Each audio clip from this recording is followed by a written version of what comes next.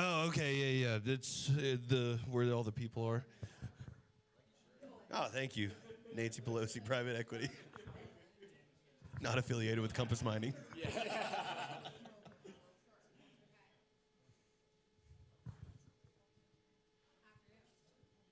Hello. I think I can introduce myself. Hi. We all know what happened last time you did that, Hunter. Thank you, everybody, for coming out to the space. We're super happy to have you. It's a great turnout here. I always like to ask, how many first space timers do we have here? Can I get a quick show of hands? Wow. That's a great amount. Well, welcome. If you're out of town, the space is a member-run and operated nonprofit Bitcoin hub. Our mission is to expand and grow the Bitcoin ethos, Bitcoin ecosystem. Members in the room, can we get a quick show of hands? Woo! The space is fully, member run and operated. We're a truly grassroots movement, within the ethos of Bitcoin. We're super supportive of you guys coming here and to check out the space and listen to our great guests here. If you are interested in learning more about the space, you can check out our website at denver.space, or you can tap somebody on the shoulder that just raised their hand. They'd be happy to tell you about it. This evening is brought to you by our host, Anduro Bitcoin. Give a big round of applause for Anduro.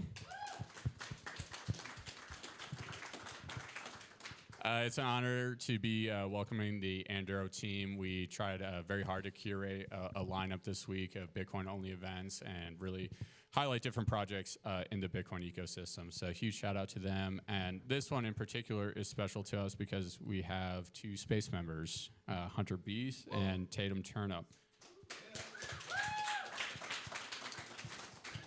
They're about to talk about something I have no idea about, so I will give the mic back over to them. Luckily, I know all about it. Just kidding. You're going to quickly understand that I don't know about quantum computing. But guess what? That's why we're all here. And that's why we have Hunter. All right? If you ever get scared about quantum computing, just hide behind Hunter. He will save you, okay? Let him do the talking. My name is Tatum. I was a lot cuter in that picture. Also changed my name. But no, that's Isabel. She'll be doing another discussion later. But as you can see, we're between two ASICs right now. That's a little niche shout out to the crowd there. God, it's flashbacks. But yeah, we're going to talk about quantum computing. Hunter, tell us a little bit about yourself first. Who is Hunter Beast, and why is he here talking about quantum computing? Hi. So I go by Hunter Beast, in case people don't realize that is a pseudonym. It's just kind of a thing that Bitcoiners do. So my last name is not actually Turnup, but it's actually good at OPSEC. I have been a dev for a long time, but I have been working in Bitcoin full time for only about 4 years now. I started off with a little known protocol called RGB. Does anybody know RGB? Raise your hand. Yeah. Wow. Cool. It was good. I then kind of did some ordinal stuff with some people here. Yeah, and then after that I joined Mara to work on the Anduro sidechain. Yeah, so that was all good stuff. And I kind of came to researching the quantum thing, the quantum problem. About a year ago, and the thing I came to realize was that people weren't really talking about it at the time.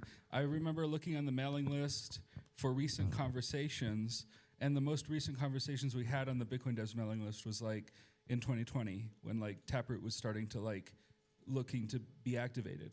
And we can go into this later on, but just so you know, Taproot is not secure against quantum computers. And so I was surprised to see very little discussion about that problem on the mailing list. And I also remember going to the BIPs repo where all the Bitcoin BIPs are, and I looked up the word quantum, nowhere to be found. And so I realized, shit, I'm gonna have to write a bib. That moment when you realize you're going to have to write a bib. Relatable. Yeah. So that's what I got. All right, so quick question. What the hell is quantum computing? Everyone's kind of started hearing about it, hearing about qubits, hearing about how many qubits. What the hell's a qubit? What's a Yeah. quantum computer, and why are Bitcoiners talking about it? Yeah. So like, there's like the official answer, which is like, oh, it's a like you have qubits, which are a way to encode in like basically a vast amount of information in a single quantum bit, a fundamental unit of quantum computing, a qubit, and if when you can entangle multiple qubits together, they can do some really powerful stuff, especially if you have enough of them. One of the things that we know they can do, and we've theorized that they can do this ever since the 1990s, really, is they can factor large numbers. And then later on, around 2000 or so, people were like, well, wait, if quantum computers can factor large numbers, then there's a possibility they can break elliptic curve cryptography. And so we kind of always knew that quantum computers could do this. It just, we always kind of thought they were like science experiments. And in many ways they still are, but it's starting to feel more serious as we make more breakthroughs and there's more investment in the space and there's more technological developments that come out of that. So also there's like kind of like a more pop sci version of explaining how quantum computers are so powerful. And it's my favorite explanation is just that they are doing computation in parallel universes. They are super, super efficient because, thermodynamically efficient because they're able to reach into parallel realities and do that computation there in parallel. So that's at least the theory, but I'm sure we'll learn more and more in the coming years. But how that relates to Bitcoin is that's a complicated topic, but we can get into that. So you're saying that quantum computers are doing calculations in universes where I'm happily married. Awesome. So you said it has a possibility of breaking elliptic curve cryptography, which don't know if y'all heard that. That has the word crypto in it. That's kind of how we're all here. So what is the threat that quantum computers serve towards Bitcoin? So the big problem right now is that whenever you spend your coins, you have to reveal your public key for people to verify that you're the rightful person to be able to spend those coins. And the problem is that a public key is just a really big number that is multiplied against another number that is on an elliptic curve. And so if you can figure out what that original number was, then that's actually the private key. And so you can take a public key and turn it into a private key with a quantum computer, which is kind of scary because a private key is what you use to sign your transactions when you go to submit them. That's the thing that people say never to reveal. So that is it sounds pretty, it sounds a little worrisome if you ask me. Yeah. So obviously you have, every private key has different addresses and there's different types of addresses. And we know that you mentioned Taproot. Let's go into that. Why is Taproot different than other address types? Are other address types better resistant already against quantum computing? What does that look like? Yeah, so there's about 8 major, there are 8 current address types out there. I'm going to go through them and just note which ones have the word hash in them. So there's pay to public key hash, pay to public key witness, or pay to witness public key hash, pay to witness script hash, pay to script hash, pay to multisig, and pay to taproot. I lost track already, but I did a lot. too. Yeah. And anything that has hash in it is actually pretty okay from what we call long exposure attacks. But where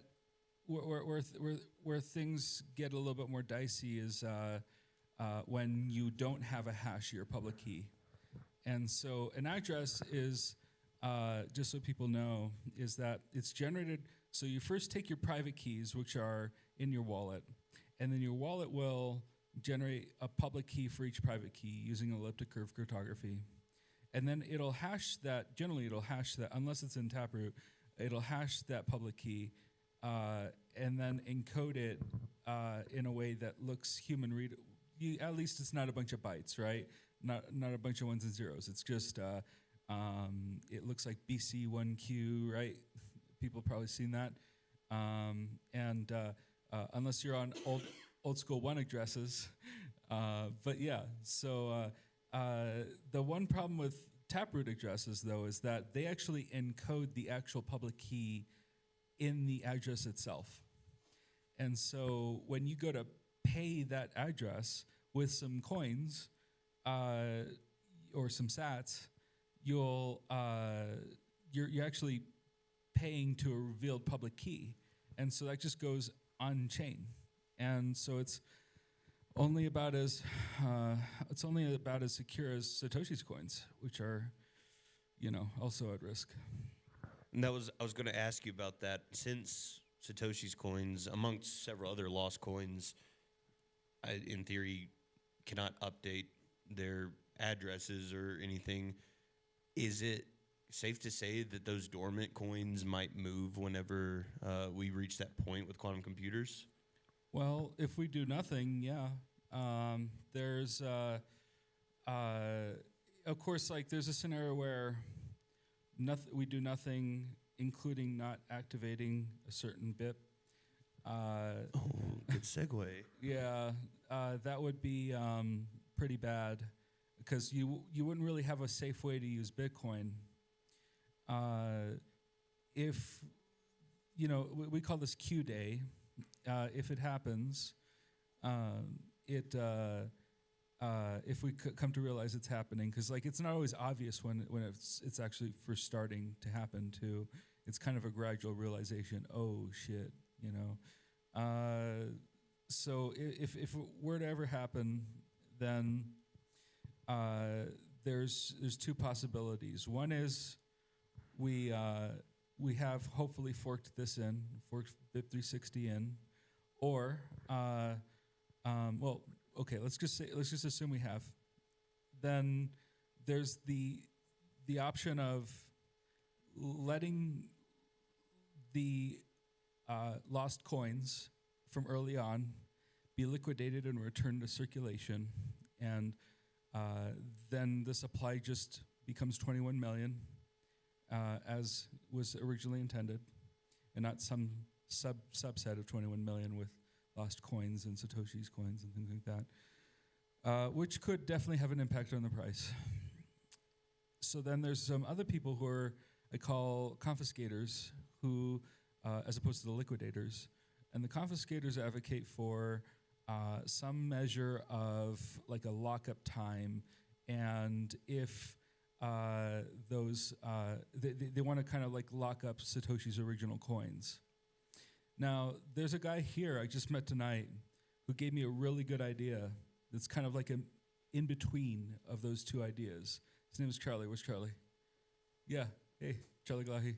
So he gave me a good idea. It was, what if we just make it so that miners can only include one pay-to-public key address in a block? Yeah, so it just limits how many coins. Yeah. So that could work. Anyway, I'm gonna propose that at some point. Thank you for that, Charlie. Good job, Charlie. Let's give it up for Charlie. Charlie has the very sought after bragging rights of Hunter telling him good idea. So that's awesome, dude. Yeah. So tell me about BIP 360. What is that going to do? Why is that going to save the world of Bitcoin? What is it proposing? Yeah, so basically, cryptographers are they've developed a kind of cryptography called post-quantum cryptography, or PQC, and let's just remember that post-quantum cryptography, PQC. I'm just going to call it PQC right for now because it's difficult to say, and we're we've looked at like a number of different potential candidate signature algorithms that implement PQC, and the ultimate, fundamentally, what PQC signature algorithms do is they just come up with problems we think quantum computers would find really difficult to solve. Usually that involves like either using hashes, which we believe hashes are a bit more quantum resistant, or they're using maybe a lattice cryptography, which is like basically doing math in higher dimensions.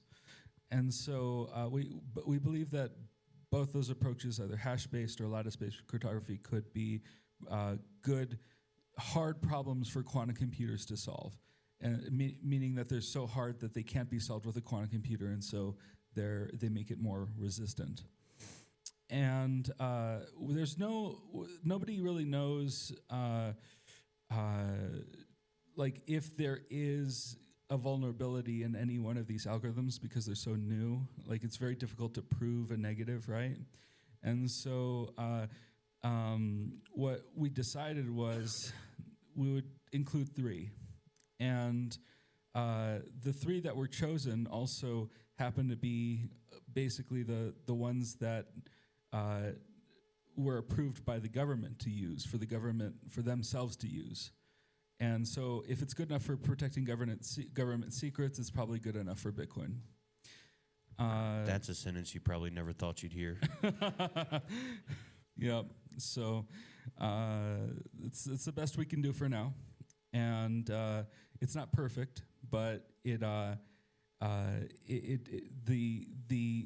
fundamental idea is to create a new address that allows you to use these new PQC algorithms, signature algorithms, either one of them or 2 of them or 3 of them. And if you use all 3 at a time, you get the most security, but also the most expensive.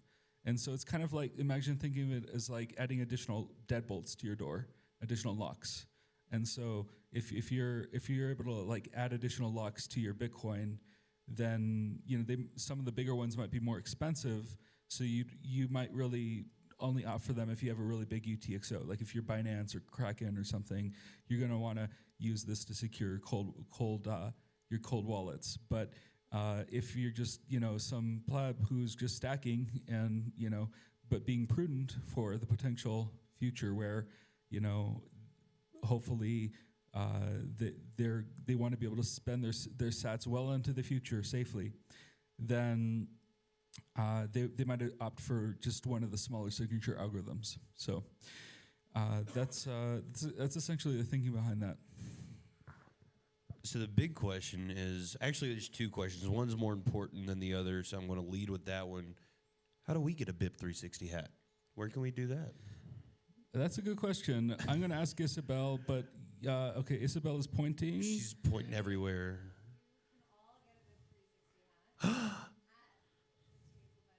Table by the door, BIP 360 hat. Do not all go at once. We still are not done with this, all right? Yeah, Thank you all for... And I have one of them claimed, all right? Tyler, save me one, please. Thank you. Oh, my goodness. Now the We second did not one... order enough hats. Isabel knows what's up. Yeah. All right, Tyler, I really need you to save me a hat. Thanks, man. All right, so the second question that's not as important as the hat question. How much time do we have? I've heard estimations of 2030. I've heard it won't happen our lifetime until we'll have to worry about it. Do we have to worry about it? Well, I'll tell you who's really worried about it: the federal government. They have they've actually have a mandate to all the federal government agencies that says we need to sunset usage of elliptic curve cartography entirely by the year 2035. And I guess maybe they know something we don't.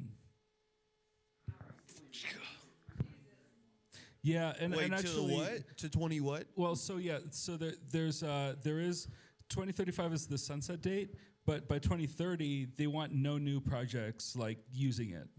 Like, so basically there has to be like this full transition on like in the industry within just 5 years to any new technology we're building. When Isabel asked me to have this conversation, she did not include that I would have an existential crisis, but here we are. Hunter, I'm scared, but I'm trusting you here. Yeah, so how do we get, sorry, question? I don't know. Do you want to save it to the end, or? Hey, if you got a question, go go ahead right and ahead. ask it. Yeah.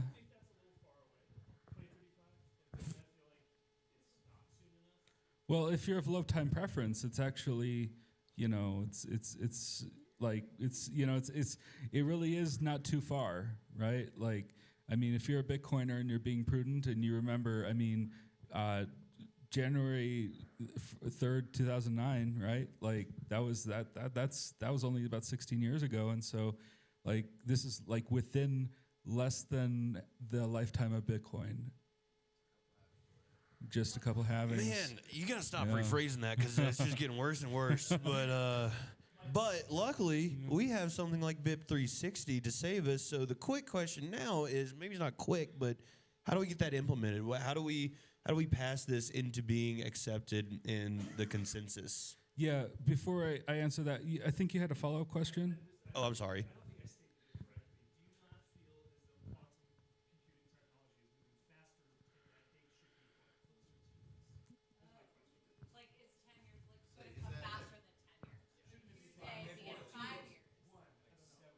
For those on the broadcast, we're discussing now, is it going to be quicker than 2035? And I don't like how quiet Hunter's being right now. I would ideally like to have this soft fork activation client ready by the end of the year, and that we could then do the process of migration as soon as we can, because it's very difficult to predict the pace of exponential technology, and it's just better to be prepared sooner rather than later. So how do we get prepared? So, Y'all yeah. like that segue? Yeah. Going right back to where I was? Yeah. That is called moderation. All right.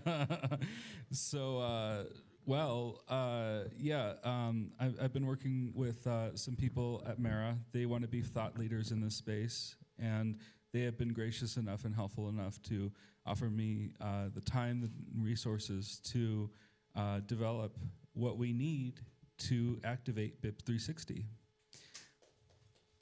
Yeah, give a hand for that. So what's that look like on the end user? There's someone who does not know what any BIPs are. They just own Bitcoin. They know how to put in cold storage. What does that look like for a pleb user who's just stacking? Yeah, so once BIP 360 is activated, what you're going to want to do is download a wallet that supports it. Hopefully your favorite wallet establishes support for it.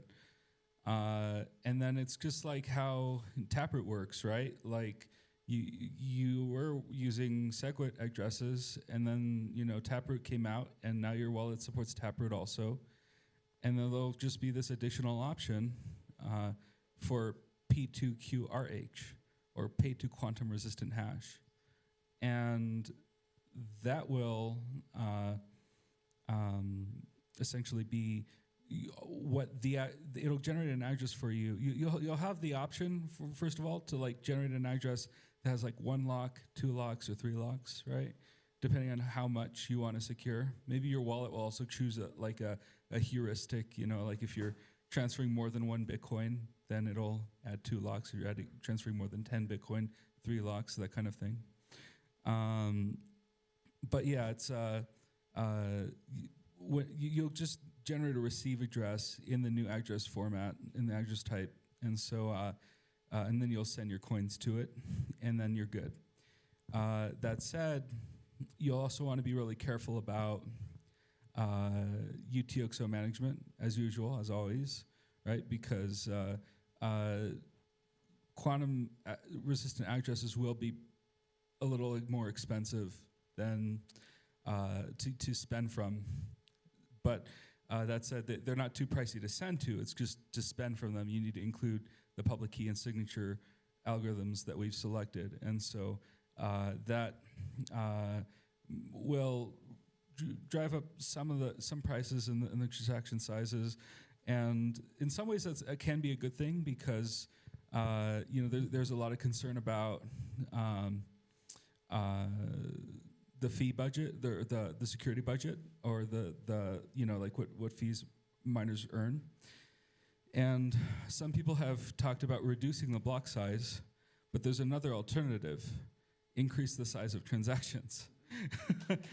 So you had me worried for a second, but all right. What's up? So just a quick question. How large are the signatures? Maybe your implementation uses like LibOQS or one of those, is one of those algorithms, but like, how big are the signatures that the format the judges are talking about? And I just want to reiterate for the broadcast, hey, everyone, we're live on Twitter if you want to go share that from Space Denver. But we have an audience member asking how big the transactions are going to be with what you're proposing. yeah, so if you're using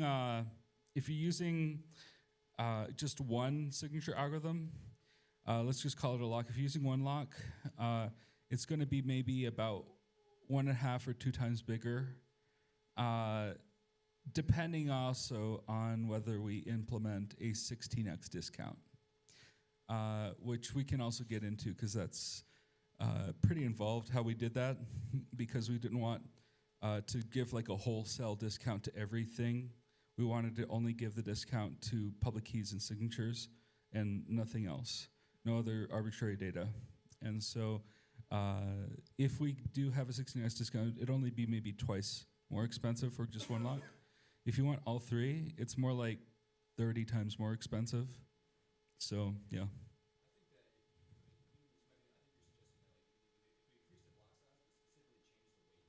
Yeah, the discount. Yeah. Yeah. Yeah, still soft fork. Yeah. Yeah. It's going to be a nice discussion happening after here. I can tell that.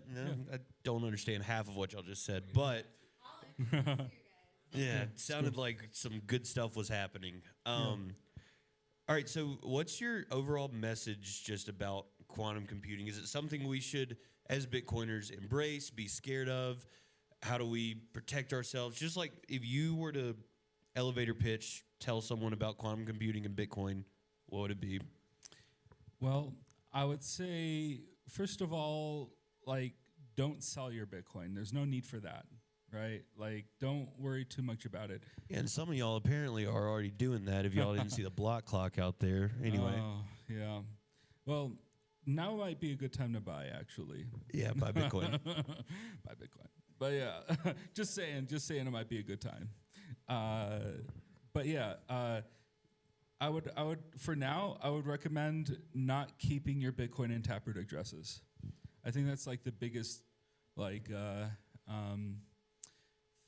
takeaway is just to keep it in SegWit addresses is pretty good. Mike, you have a question? Oh yeah. So there's this other thing. So whenever you spend your coins, you essentially reveal your public key for people to verify that you spent your coins, that you're the one spending it, and that you can.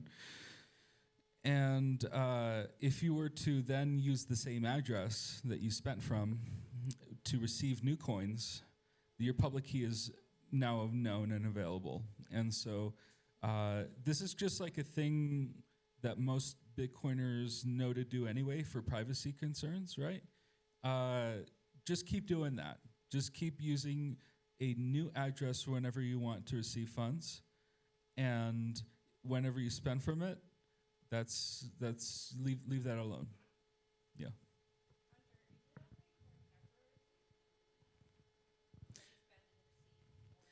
It's for all addresses, actually. Yeah, that's a good question too, Nomi. Thank you. Yeah, yeah, Got some more questions. Let's go you first. yeah. Is there a way to do,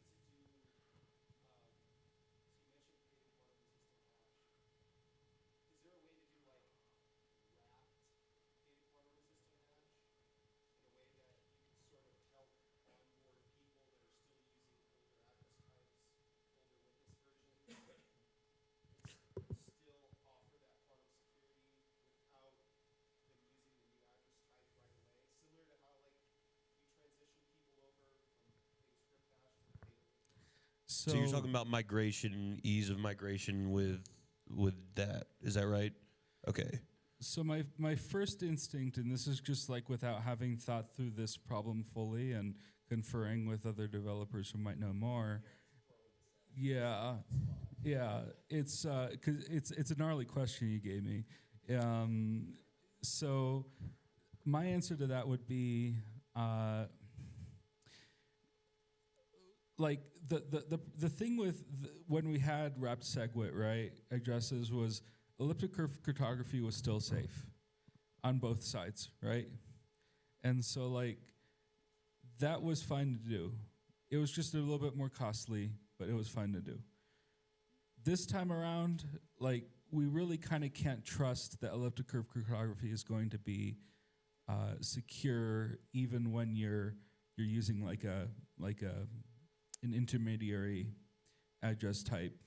Now there might be something like Lampert signatures that might actually be useful in this situation, and because Lampert signatures are also quantum resistant.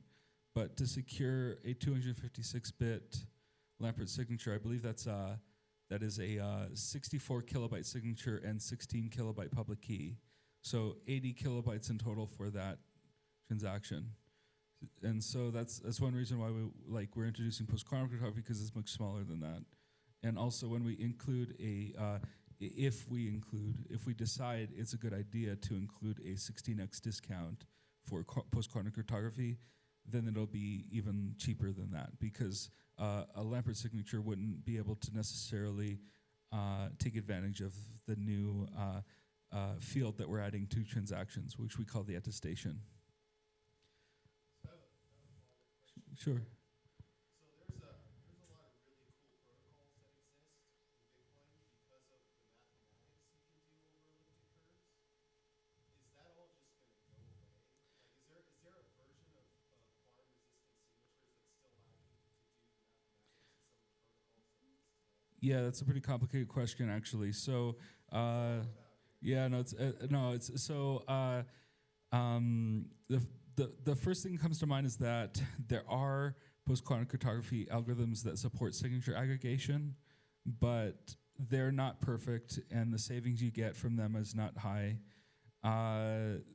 They're also kind of newer and non-standard from like the ones that we chose, so they're kind of like riskier.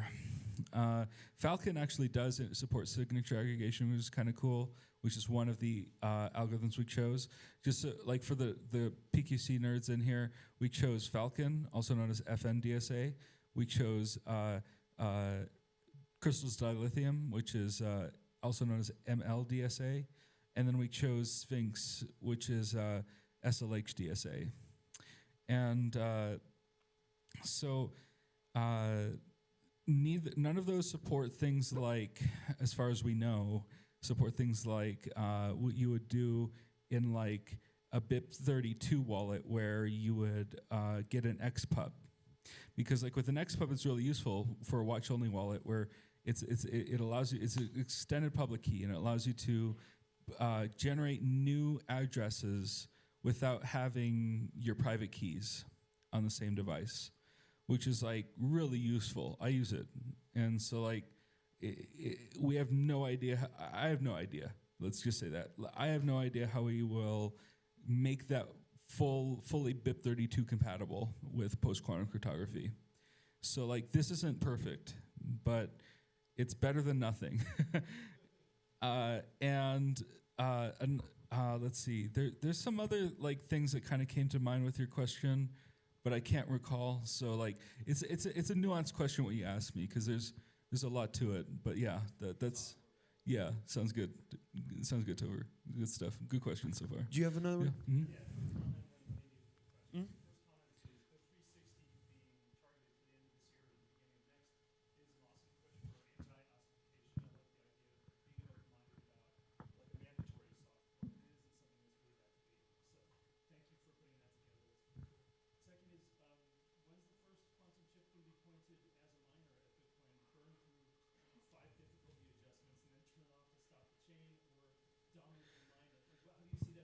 Yeah, so yeah, so what's interesting is that you need a different quantum circuit or quantum program algorithm to run against hashes. So like hashes aren't like we think of them as quantum resistant, but they can still be, especially if they're like small enough, they can still be.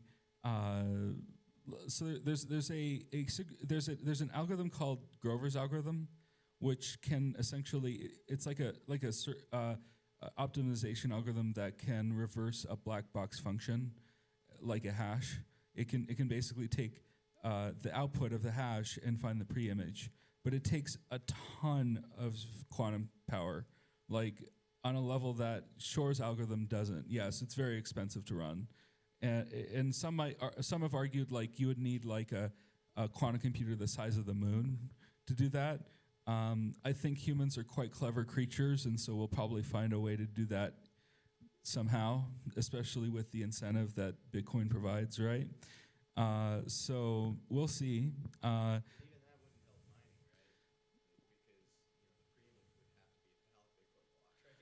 Yeah, exactly. Well, like I'm sure there's a way to do it with Grover's algorithm.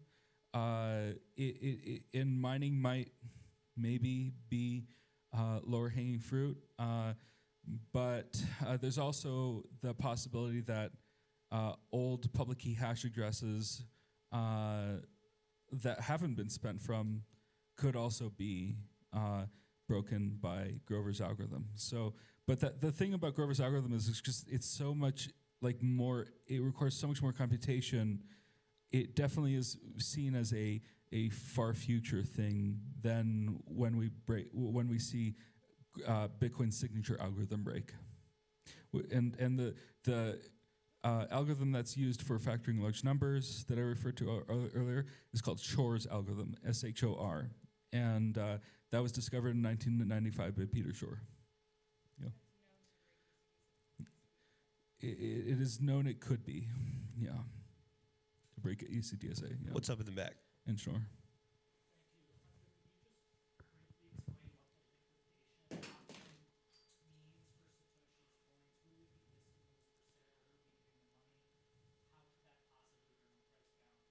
Well, yeah, I mean, if I had to guess, it would be the people developing quantum computers right now, like Microsoft, Google, IBM, Rigetti, IonQ. You know, like there's like a number of big organizations that are, and also startups that are that are building these computers that could one day be capable. And so, yeah, like with any corporation, they have a fiduciary responsibility to their shareholders, and so once they have the technology to do that, they're probably going to maybe use that as an opportunity to accumulate.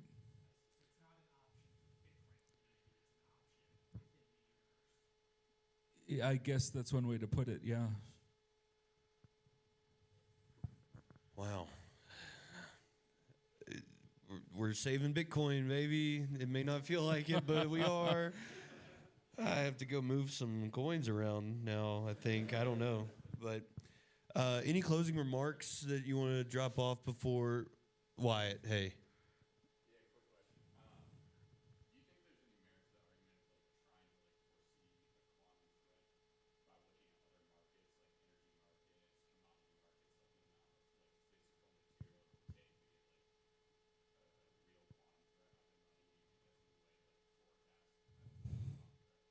I don't think so. I think really the best way to forecast that is just to look at the roadmaps that these companies developing quantum computers put out, like what they intend. I think there's also like a company called PsiQuantum that's pretty far along, IonQ, Rigetti, IBM, Google, and Microsoft. So yeah, keep an eye on those ones. And Microsoft had just come out with a chip, right? Yeah. I know, was it Google came out with Willow like a month ago or so? A couple months ago in December, Google came out with Willow, and then just a couple days ago, Satya Nadella came out with the Majorana 1 quantum computing chip. And the thing about Majorana 1 is it's a kind of a game changer if it's possible. Like if they're not fibbing, then yeah, it's kind of a game changer. I've seen a lot of skepticism from like actual physicists, like did they actually really do that? And like I would imagine they wouldn't lie to their shareholders. Like I think that's like kind of bad business. But so like I'm kind of inclined to take them at their word and say see that they've made 8 Majorana fermion qubits, which is cool, but it's not quite like the 1500 they would actually need to start executing long exposure attacks. And so it wouldn't be very quick for them to run this either. It could take hours or days or weeks for them to run that computer on a single public key. But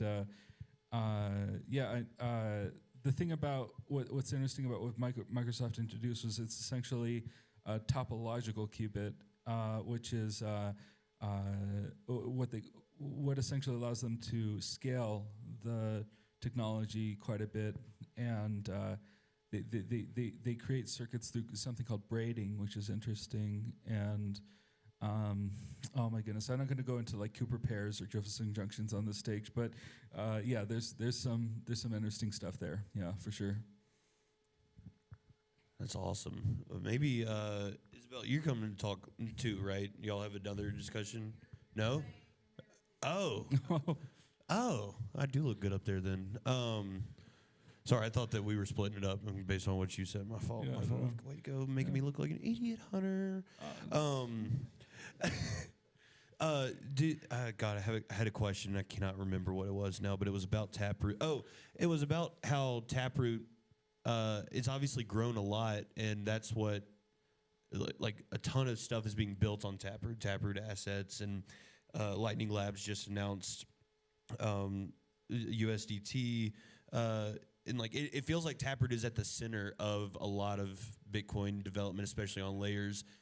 What does that mean for those people who are building on Taproot? Like, is there going to be an easy way to mitigate that once quote unquote Q Day is here? So one thing is for USDT in particular, I wouldn't be as worried just because Paulo Arduino has this like weird switch he flips whenever there's a hack, and he just kind of like locks the actual like dollars behind Tether. Like that's something they can do. And so for better or for worse, yeah, I'm sure Tether will be fine. As far as like Taproot assets, other than that, like especially like ordinals, like usually they're on like dust UTXOs, and so like unless somebody's like corresponding between Magic Eden and ordinals.com and then looking on chain for like this Taproot address, then they're probably not gonna like go after those anytime soon because they're just such tiny amounts. Like what they're probably going to go after are Satoshi's coins, which are 50 Bitcoin each, spread out across 34,000 different addresses. They're not. By the way, one thing that a lot of people don't realize is that Satoshi's coins aren't all in like one address. It's not one big honeypot. It's spread out, and so it'll take time for these quantum computers to work, and that's why the suggestion to include only one P2 public key spend per block is actually pretty clever, because it would take You'll them. be able to see that real time happening. Yeah, well, and also it would take them like a year basically to spend these coins fully. It wouldn't be like all at once. Yeah, basically for a year at least. Yeah. That's interesting. And then on the pool level, Yeah. So the the supply increase for Bitcoin circulation would actually be transitory indeed. and on the This pool time. level, I guess there could be dictations on templates of not including those addresses and slowing it down even further. I feel like. Yeah. Do you think that would be a likely thing to do, or do you think that pools, commercial pools at least, would be wanting to not monopolize, but capitalize on that? Well, if we Yeah. So like if for example they take a 50 Bitcoin output and they spend it, and there can only be one pay to public key address included in a block, the Bitcoin miners, or like the Bitcoin decryptors, what are liquidators, they will be competing with each other to get their output mined sooner, and so they might actually like take 5 Bitcoin and give it to the miners just to increase that priority, because they probably have some high preference if they're actually like liquidating people's coins. So yeah.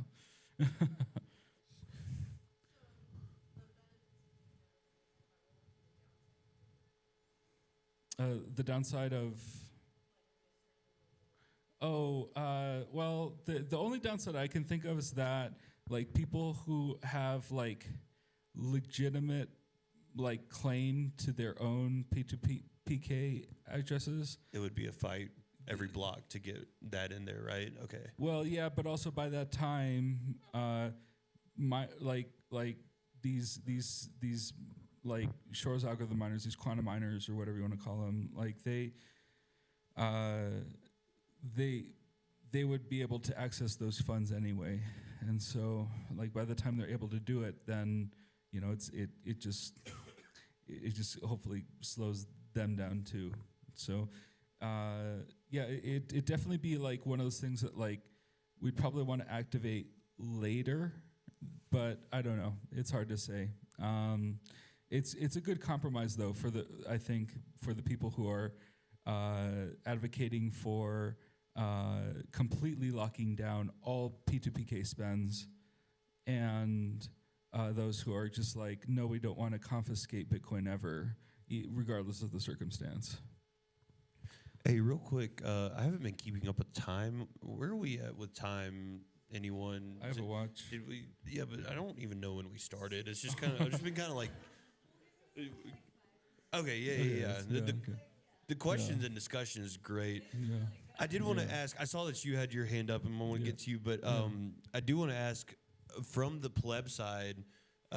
Obviously, I think that devs would have better hand at this, but from the pleb side, like me, who's a non-dev but still kind of understands the importance of this, what can I do? What can anyone listening who doesn't know what's going on do to support you and BIP 360 and your team? Yeah, so we have a website where we were originally developing the BIP. It's called surmount.systems, and we have some donation links on there. Unfortunately, I was recently told it's down, maybe, so maybe check back in a bit. There's also a Surmount Systems X account. We don't use Nostr because, well, I really like Nostr. I have a Nostr, but we don't use Nostr because it's based on public keys. Oh, he turned that around on me. That was awesome. Oh, crap. Yeah. I just realized Nostr's screwed too. Oh. Well, I That was mean, fun. that's actually like assuming it had any value. Whoa. Yeah. Yes. Do you want As Hunter's unofficial communications lady, I also just want to add, like, just start talking about the bet. Like a lot of people don't know what's going on. They know that like quantum computing is like theoretically this like vague threat. They don't really know what it means. I didn't know that like that meant that you could crack private keys from public keys. Like that's actually what it fucking means. I didn't realize that until like 8 weeks ago, and I like work for Hunter. So yeah, I think like that's a really, really big part of that is just like getting people to understand what's actually happening. So the more you talk about it, the better. Like if you're just a pleb, like just talk about this. Like let's get people talking about it. It's like the best thing we can do to get this thing passed. We're doing a bit devs on March 6th, all about And that's first Thursday of March, first Thursday of every month, right in this room at the Space Denver. We have Bit Devs led by none other than Hunter. So be sure to come in for that. Yeah, 3.6 is, so it's going to be a special day. That's actually BIP 360 Day, 3.6. Oh, nice. It all just works out. Yeah. Maybe there is hope. Yeah. Sorry, you had your hand up. What was up?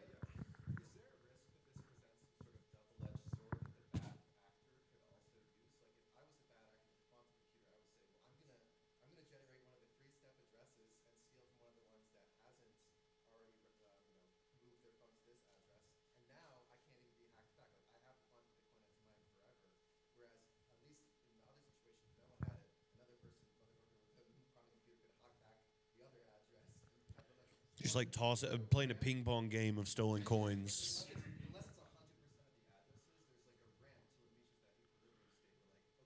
I think I see what you're saying in that, like, if, well, so like the way I understand the question is that, like, could somebody with a somebody with a quantum computer right now might not actually be might actually be delaying their capability to actually exercise that capability because they have no safe place to put the coins, and that if we by enabling a safe place to put their coins, we basically trigger Q day.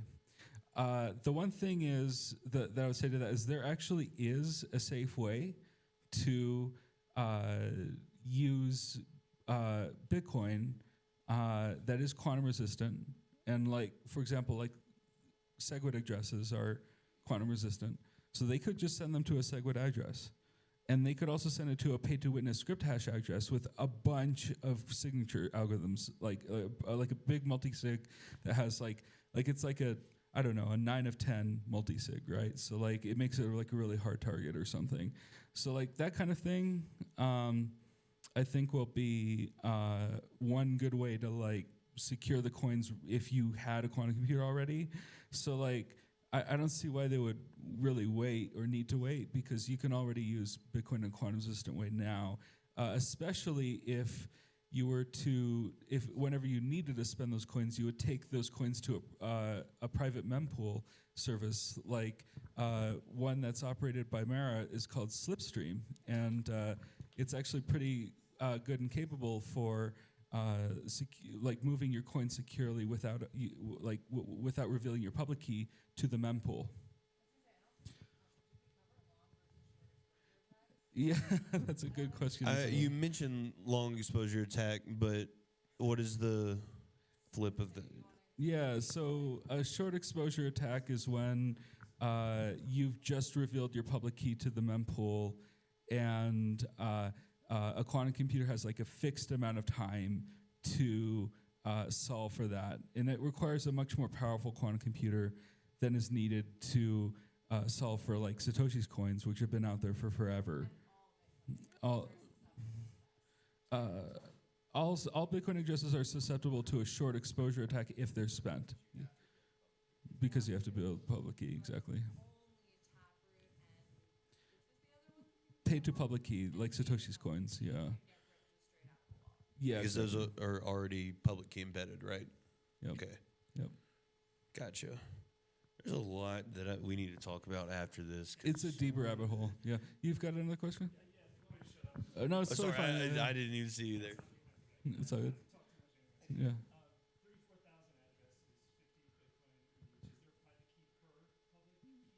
Yes.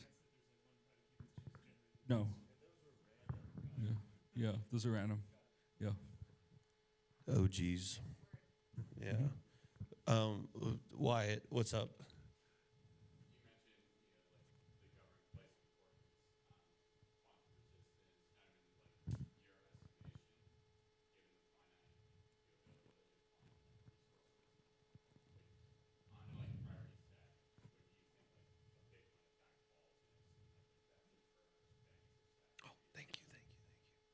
Well, like one thing to remember is that like a lot of these systems that could be attacked, maybe they're nuclear power plants, maybe they're the New York Stock Exchange, maybe they're the Federal Reserve.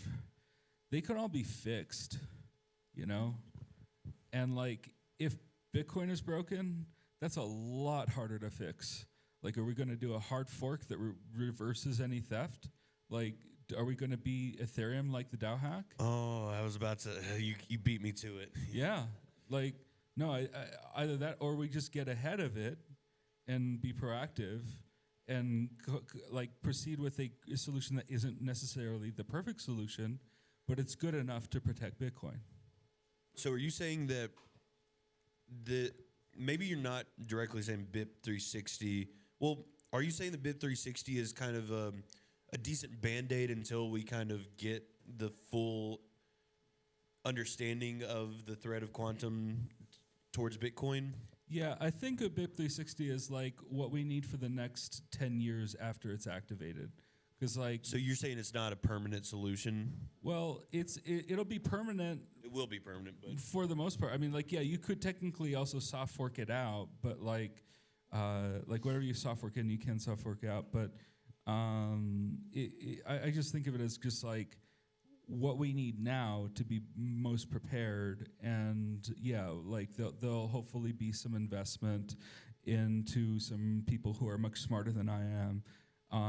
Actual like cryptographers, right? Which like a cryptographer is an actual profession. It's a specific kind of study, and so I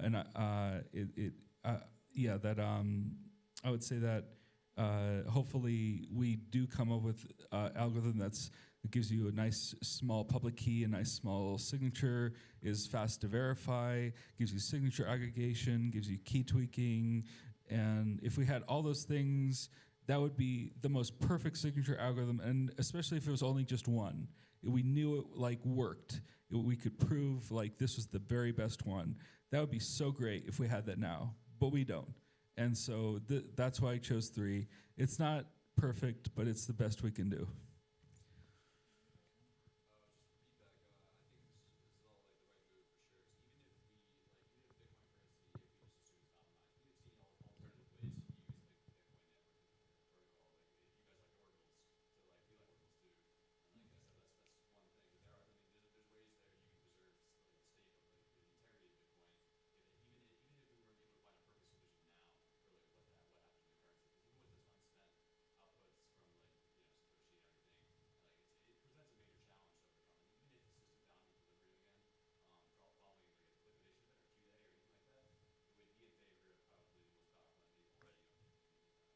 Mm-hmm. Mm-hmm. Mm-hmm. Mm-hmm. Yep. Word. Word. Oh yeah. Yeah, more hats, you guys. Get your hats. Wear your It's good stuff. is there a hat airdrop for this event, or is that? Yeah, more like a hair drop. I saw you had a question. Are there other assets other than crypto that quantum computing could potentially attack before? Everything. Yeah, everything. I thought you were going to ask me, is there any other assets that aren't crypto that are safe against quantum computing? And I think that the only thing that comes to mind is gold. So in the interest of being magnanimous and honest, but that said, like, you better melt down the gold that you buy so that you know you didn't just buy like titanium painted with, or tungsten. It's tungsten, right? That has like the same density. So, am I being cut off because I No, mentioned? it was that mic has got a short. Yeah, it's all good. But yeah, yeah. I mean, like that's the one thing is like verifiability, and also like how are you going to take it with you? Like that's the other thing is like the gold is not extraordinarily portable. Like maybe in small amounts, but like for any significant amounts, then you just like you'd rather have like a foundation passport. You know what I'm saying? or cold card. You know, as far as like the question you asked, are there any other assets that are unsafe within crypto or outside of crypto? Yeah, yeah. I mean, like the thing is, like bank accounts and stuff, like they can be hacked. But the problem is, or the thing is, like the Federal Reserve can like just rewrite those ledgers. Yeah. So like I mean, we saw this with the Russian sanctions, right? There are Russian oligarchs out there who are going to like be very, they're going to have a word to say in that like these systems are absolutely like capable of being reset to a way that favors the incumbents in power, that the authorities that administer them. So I'm not too worried about banking systems, to be honest. Like the real thing I'm worried about is the immutable ledger that is Bitcoin. Yeah. So if that's all, good stuff. Yeah. And before we close out, where can we find you? Where can we find your work? Yeah, so you can. I'm most active on. I try to split my activity between Nostr and X.com. I'm CryptoQuick on X, and on Nostr I'm npub1. Oh God, here we go. Hunter's one of those guys who actually did memorize his NPub. I feel like I got to like 7 digits. I was like, why am I doing this? We have NIPO5 for a reason. Yeah. Well, sweet. Hunter, thank you so much. Isabel, thank you for having this event. I've been educated, whether for good or bad. But I have a whole new respect for the work that you're doing, and I'm excited to see you keep going, and I'm excited that you are saving my coins. So everyone give it up for Hunter. And it is currently we're about 7 minutes till 7. So if y'all want to hang out, I'm winging this part, so Tyler corrects me if I'm wrong. Y'all can hang around. I think we should still have some drinks and stuff going on in the other room. Oh, yeah. And one thing I want to say Isabel said we're going all night. That's what I heard. Cool. I do also want to say I'm really grateful for everybody who came out here today. Yes, thank y'all. Yeah, like to support me and my bit and my work. So thank you. Follow the space. That's all I'll say. All right. Have a good one.